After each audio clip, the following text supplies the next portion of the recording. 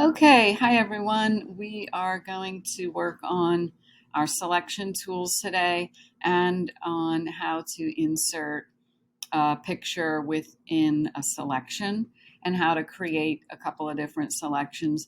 What you should notice is that all of the selection tools are grouped kind of together over here on the left-hand side. You've already practiced some, so I'm not going to go into each of these. We're really going to be just working with the elliptical selection tool. It's called the elliptical marquee tool. And then we will insert a photo into that, and then I'll show you how to create another type of selection.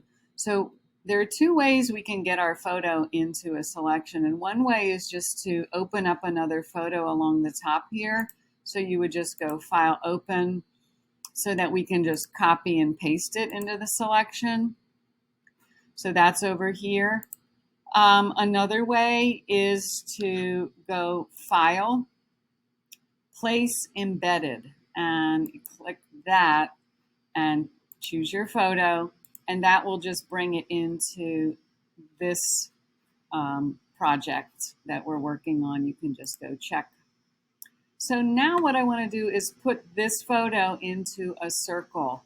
So I'm going to use my elliptical tool, and if you notice when you stretch out the elliptical tool, it creates an oval shape or an egg shape.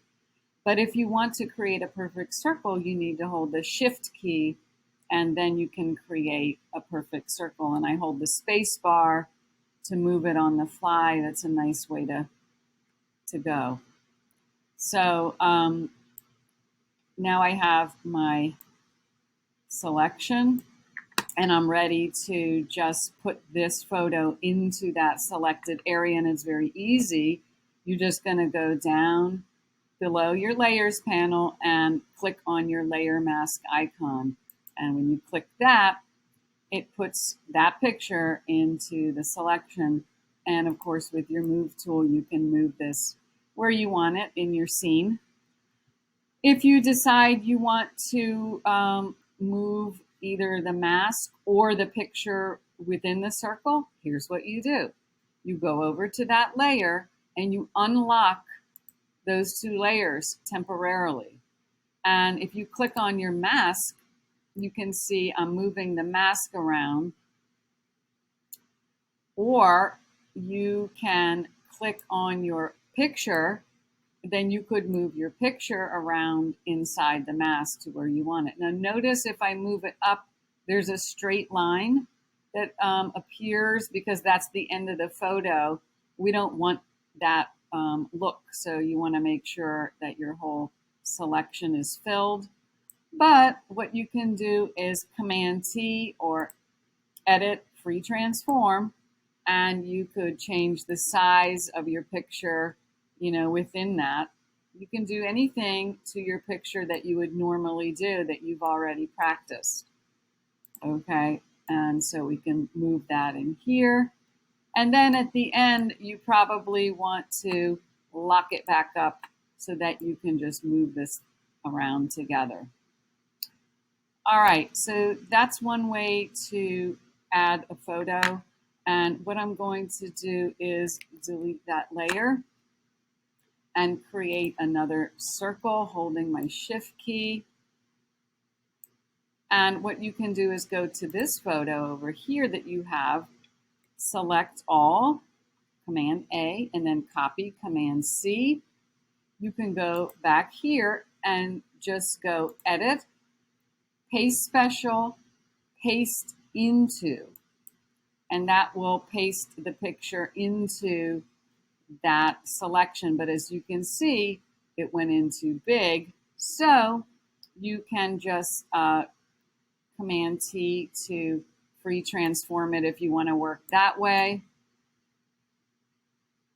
I kind of like the first way that I showed you, but I just wanted to make it clear that you can copy something and go Edit, Paste Special, Paste Into.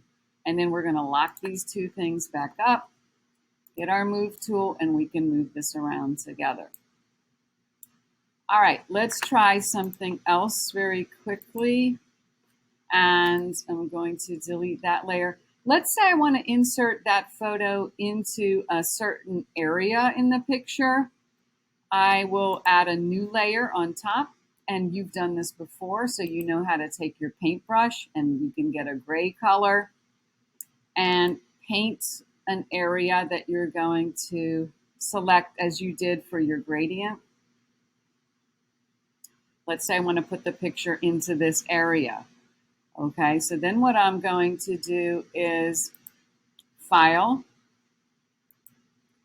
Place Embedded. I'm going to do it the original way I showed you how to bring a photo in.